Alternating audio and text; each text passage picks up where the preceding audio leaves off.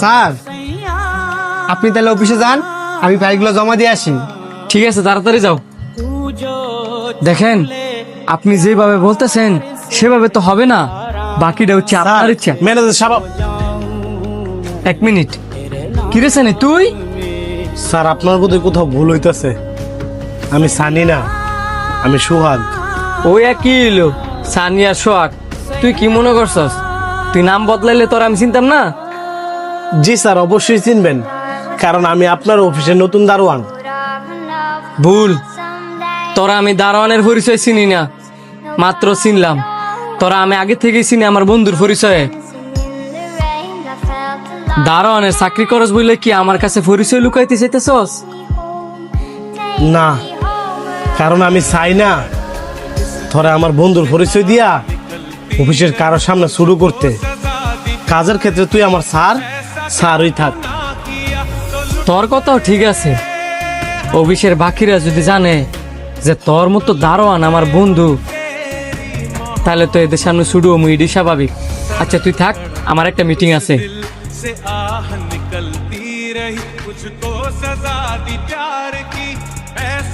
কষ্ট হয়ে লাভ নাই, এত এত টিয়া মালিক হওয়ার ফরজে বন্ধুকে ডাক দিছে, এটাই তো করবেন। উমা, হ্যাঁ দি গাড়ির চাবি ফেলায় তুই গেল গা।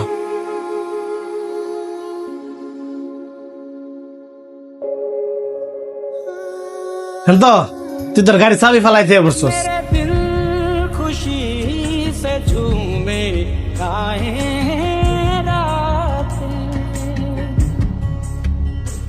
বেয়াদবের বাচ্চা, তোর কত বড় সাহস, তুই আমার বসের নাম ধরে ডাকস? এই বেটা, তোর মতো বেয়াদবের বাচ্চা রে এ অবশ্য চাকরি দিছে কেটা? স্যার আমি বলে নাম ধরে ডাক্কা লাইছি, কারণ শান্ত নামে আমার একজন বন্ধু আছে তো, এই কারণে। তোর বন্ধুর নাম শান্ত দেখা তুই আমার বসের নাম ধরে ডাকবি? তোর ভিত্তিকে তুমি কমন সেন্স নাই? শাওন, আপনি বসেন। অন্তর সাহেব, এটা আপনি নিয়ে যান।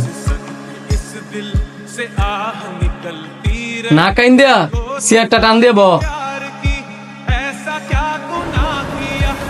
বস বসবো মানে? হ্যার মতো দারুণ যদি আমার পাশে বসে তাহলে তো অফিসের বাকি কলিগরা হাসাহাসি করবো। চুপ, একটা কথা বলবেন না। দাঁড়ায় সুস্কি লিগা, যেটা কই সেটা কর। হ্যাঁ কইছে না যে হ্যাঁ শান্ত নামের একটা বন্ধু আছে, ওই বন্ধুটা হচ্ছে আমি। আপনি বলেন, এর যদি দাঁড়ান চাকরি বাদ দিয়া এই চেয়ারটা যদি তারা পার্মানেন্ট করে দেই তাহলে কেমন হবে? না না, আমি এই চেয়ারের ভাড়া রাখতাম না, আমার বাইরে দারোয়ানের চাকরি ঠিক আছে। চুপ করে বসো, বস যেটা বলছে সেটা তোমার মানতে হবে। আর তোমার সার্টিফিকেটের অবস্থা দেখলাম ভালোই। তারপরেও আমার তো এত বড় বড় কাজ করার কোনো অভিজ্ঞতা নাই। অভিজ্ঞতা লাগতো না, কোনো মানুষের অভিজ্ঞতা থাকে না, আস্তে আস্তে অভিজ্ঞতা তৈরি হয়।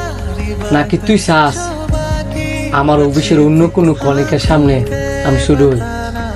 না না, আমি এরকমটা মরে গেলে গছাইতাম না। গুড, আমি তো এডি চাইছি যে তুই আমার অফিসে বড় কোনো দায়িত্ব নেই, যাতে করে কে কিছু বলতে না পারে। শোন, আরেকটা কথা মনে রাখবি, বন্ধুত্বের মধ্যে ধনী গরিব বাছাই করে কখনো বন্ধুত্ব হয় না। বাহ।